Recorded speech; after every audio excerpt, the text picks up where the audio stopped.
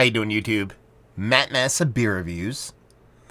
Back with yet another review. A re-review, technically. So this is Traquair House. This is their house ale. Ale fermented on oak barrels. I found this on a shelf today. I don't know how old this beer is because it's got a best before date on it. I knew I've had a bunch of their beers before, non-review wise, and I'm like, I think I reviewed something from them not too long ago. I looked it up, and lo and behold, my buddy Jay sent me a couple of aged beers a couple of years ago, 2019, and he sent me the 2020 edition of this beer, which is basically the 2010 version, which you were like, okay, we should drink this in 10 years. That's why I guess it was called 2020. Now, I found this. Now, that's like a 10-year mark on there. That's what I'm guessing the ages on these bottles. It has best before date of June 18th. Okay. That's not a date. It just says BBE June 18th. And it actually has on the below that. So I'm like, okay, June 18th. I'm assuming June of 2018 is the best by date.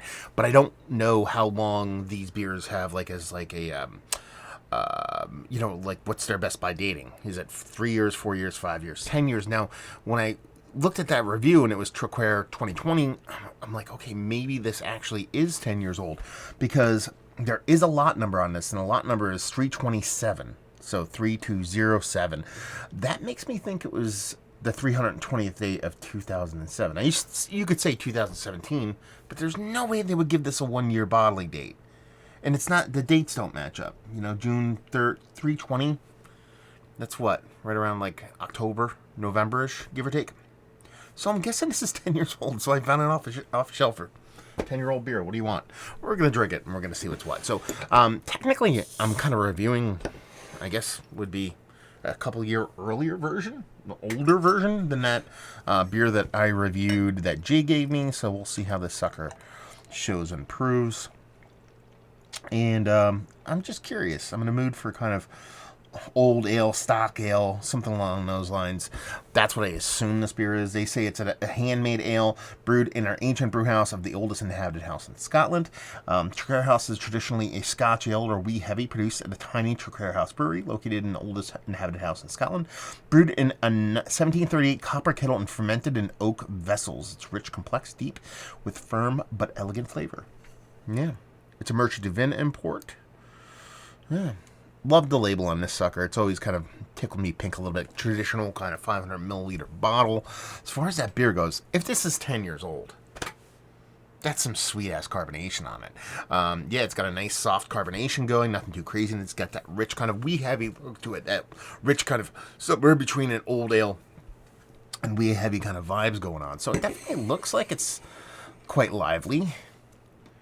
There's a ring on this, but it's not like a super Merc ring. So, yeah, you know what? I have some connections at Merchant de Vin. I should reach out to them and see if they know actually the actual dating on this. But yeah, it's at least 3 years old, if not older.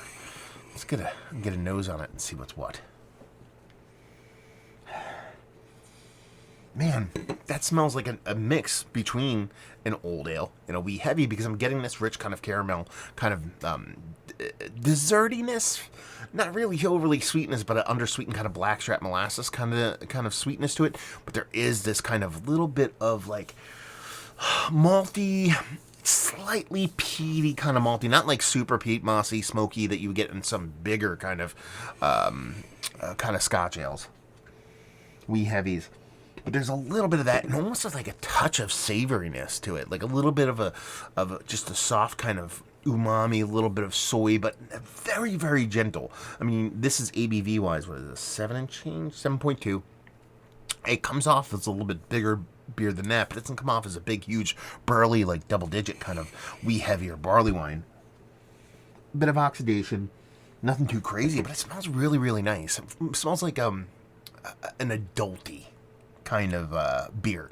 Rich, malty, not overly sweet, a little touch of savoriness, something, think Score Bar. I always think about that. I always think about that as like an adulty kind of candy, and that's kind of the way this is coming off. So let's dive in. Cheers.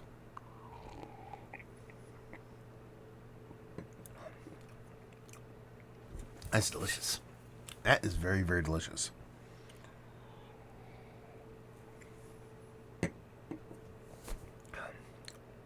Man, that's really tasty. It really is kind of like a barley wine light in the way it comes off. I know I keep leaning into barley wine on this and talking about old ale / barley wine, even though it is a wee heavy. But I remember this beer being more old ale / barley wine, more old ale than anything else, than a wee heavy.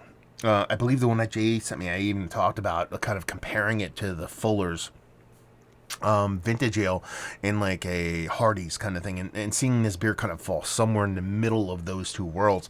I always thought Fuller's vintage ale came off a little bit lighter for me than a traditional kind of, or a really kind of richer Hardy like kind of old ale. Kind of makes sense, the ABV level on it, and this one kind of settles somewhere in between, and I think that kind of rings true again in this beer.